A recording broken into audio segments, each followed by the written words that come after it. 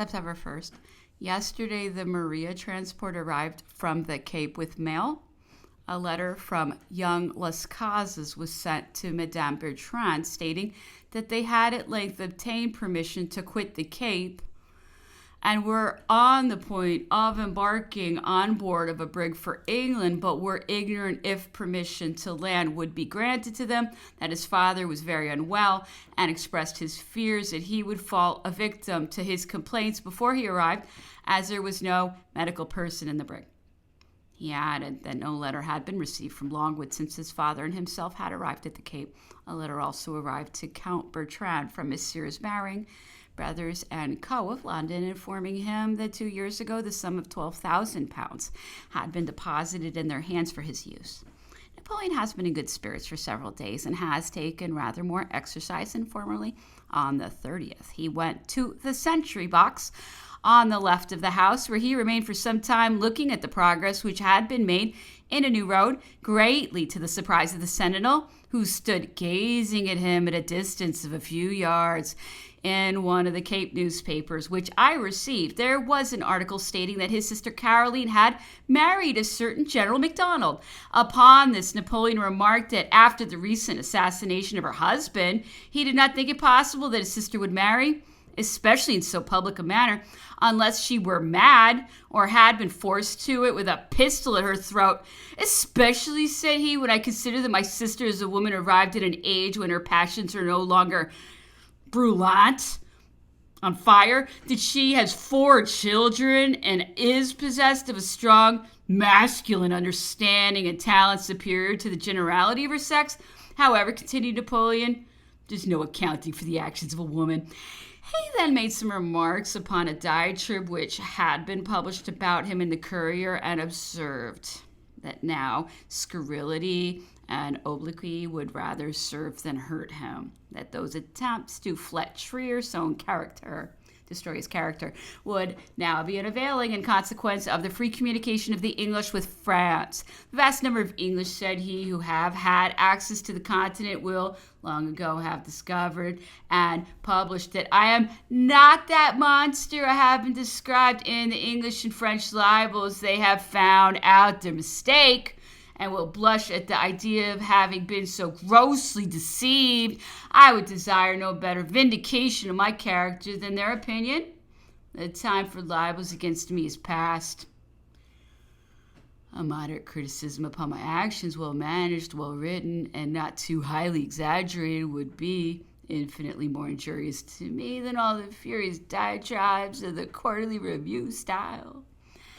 Some extracts of a pamphlet said to have been published by the Duke of Rovigo upon the death of Captain Wright now attracted his observation.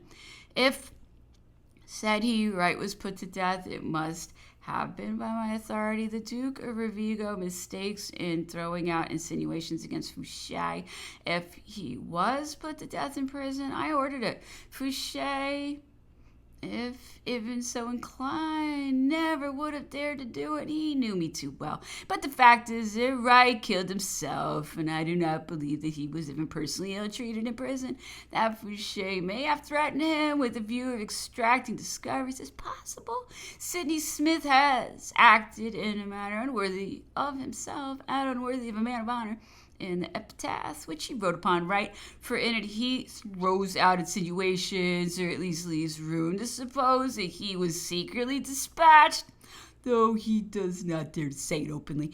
After having made every search and inquiry in his power, after having exhausted all his means in endeavoring to prove that he was murdered, after having had an opportunity of examining the jailers and turnkeys and finding that nothing of the kind had happened, he ought, like a man of honor, to have openly declared that there was no proof to admit of such an accusation, instead of making insinuations, especially when his old enemy, against whom he had so often fought, was in the hands of his countryman. Sidney Smith, above all men, knew from having been so long in the Temple that it was impossible to have assassinated a prisoner without the knowledge of such a number of persons as would have rendered concealment impossible, and also must have been aware that nobody could have entered the prison unless by an order from the Minister of Police.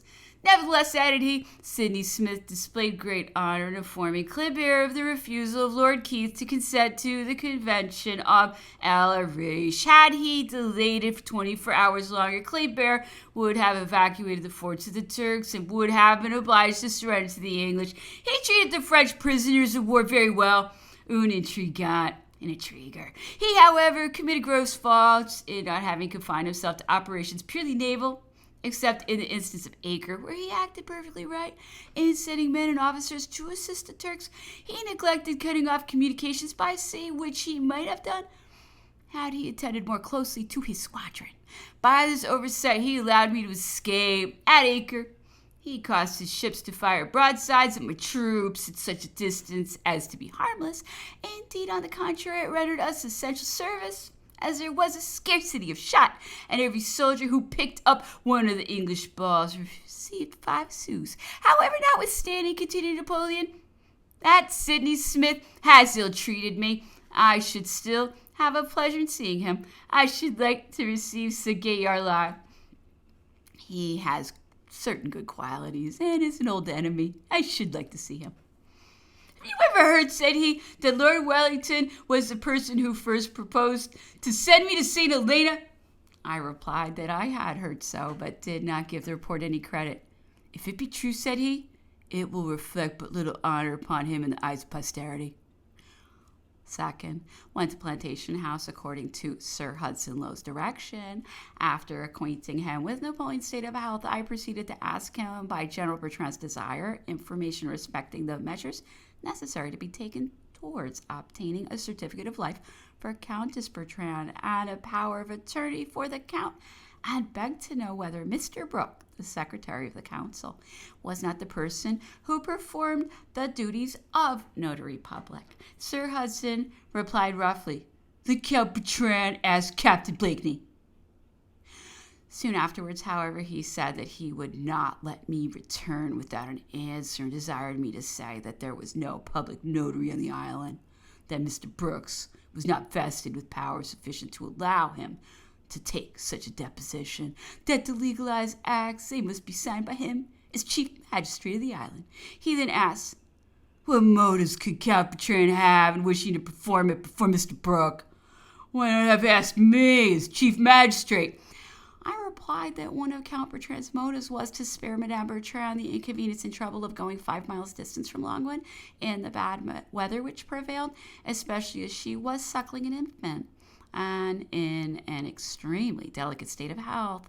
That Count Bertrand, in the supposition that Mr. Brooke performed the duties of notary public, had desired me to inquire, and if so, to ask permission for him to come to Longwood. Those are not his motives, sir, said Sir Hudson Lowe. He wants to get the Marquis Montchenu to Longwood in order to have an opportunity of conversing with him before Mr. Brooke, who does not understand French. Do you not think, sir, that that's their motive? I replied that it had never occurred to me that such was their intention or motive. Then it does you but little credit, sir. You're very sharp at finding out and observing everything to their advantage, and added that I was an instrument in their hands. I observed His Excellency that if asking for information from himself constituted me an instrument, I must plead guilty, that I was at a loss to conceive why they should have recourse to so much trouble to have a conversation with Marquis Montchenu in Longwood, when they had frequently met and conversed for a long time with all the commissioners outside of it, as he must well know, without any British officers being present. His Excellency said gruffly that the less communication I had with them, the French, unless on professional subjects, the better. After repeating his insinuation and sarcastically expressing his surprise that I should not have discovered the real motive, which I could have told him, was solely the invincible repugnance everybody at Longwood had to his presence, he asked if I had anything to communicate from General Bonaparte. I replied the negative. He then asked how many conversations with him I had had, and for how long. I replied that I did not recollect how many or how long. They might have lasted for an hour, perhaps longer, and took my departure. The third found the emperor in the drawing room reading aloud the Old Testament in very good spirits, told me that he had seen Mr. Cole at Madame Montallon's a few days since and had taken him for a Jew.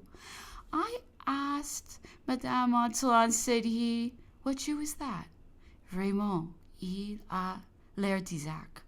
Il appartient à la famille d'Abraham. He has the air of Isaac. He seems like he's from the family of Abraham.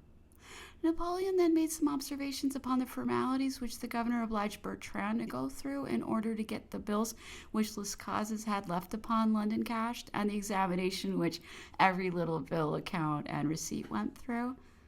Even the bills and salaries of the servants, said he, are minutely examined, and every trifling sum obliged to be accounted for. Useless vexations, as every man must know, that it would not be by means of any small sum that I could get here, that I could escape, and that though I have no money here, I have it at the extremity of my fingers. But this man, a la rabia, de mi chiarsi di tutto. If he had his will, he would order me to breakfast at a certain hour, dine at another, go to bed at a time prescribed by him, and come himself to see it carried into execution.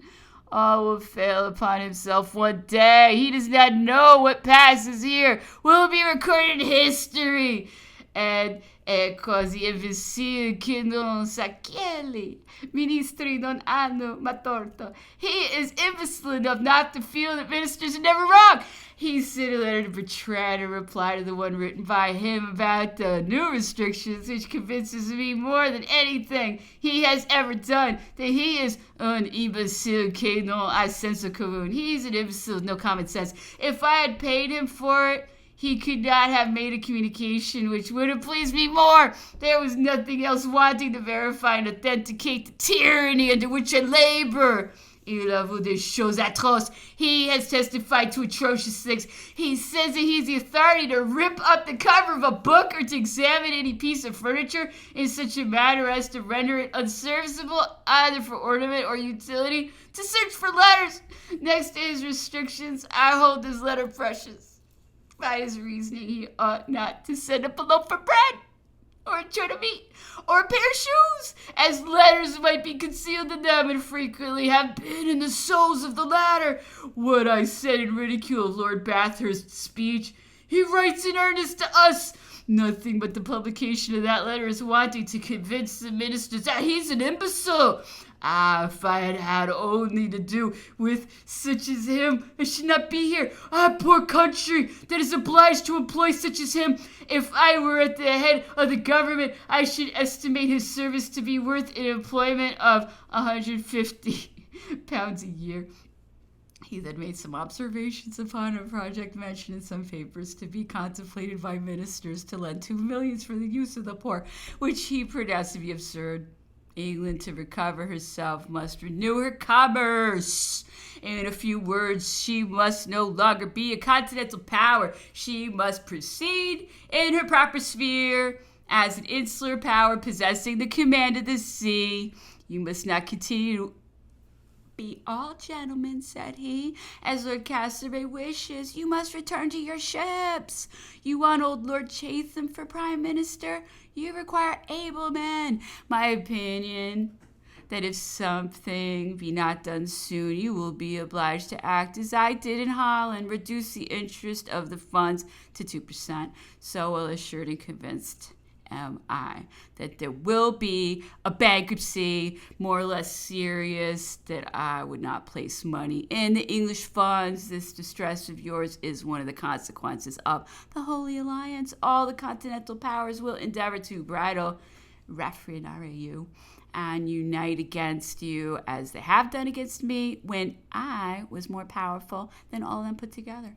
The only way to prevent it is by placing yourselves in such a situation as to command respect and to make them court you instead of you courting them, which can never be the case as long as you have an army on the continent. As long as your ministers say, John Bull is not sick, so long will things go wrong. As soon as they come forward and say, certainly there is deep distress, there wants a radical change, We have had great successes which we have abused and of which we have not availed ourselves.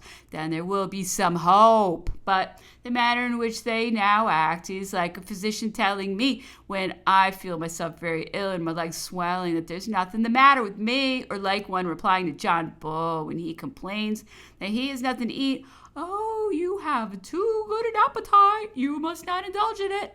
Repetition is a bad thing.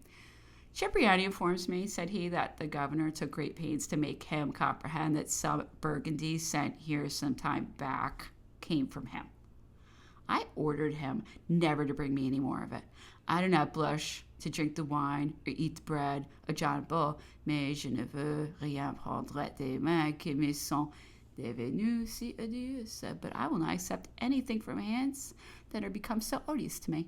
He observed that he had contracted a catarrh by having sat for a quarter of an hour yesterday on the steps in front of the billiard room, and had been sneezing and coughing all evening. Made some remarks on the simpatio, and told me that since breakfast yesterday he had eaten nothing but the same meal this day. He said that Count Montauban had met Madame Sturmer and found that she was not so handsome as Betsy, Mrs. E. Balcombe, that she had la tournure d'une grisette.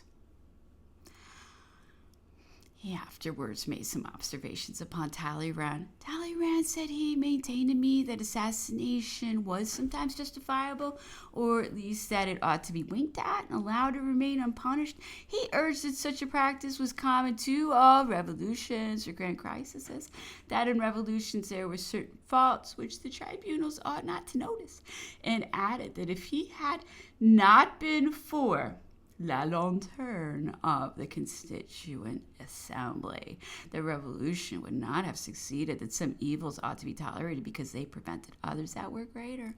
Fourth, the weather has been extremely wet for some days, and Napoleon ordered that a fire should be kept in the 4 rooms which he is accustomed to use himself, as he cannot bear the smell of coals. There was consequently a great deficiency of wood. Found Navarre breaking up a bedstead and some shelves to burn. Cipriani applied to Captain Blakeney to send a letter to the purveyors requesting that they would send up 3,000 weight of wood to be paid for by themselves, as the governor would not allow more than 300 weight daily, being about a third of what was wanting in consequence of the great humidity of Longwood.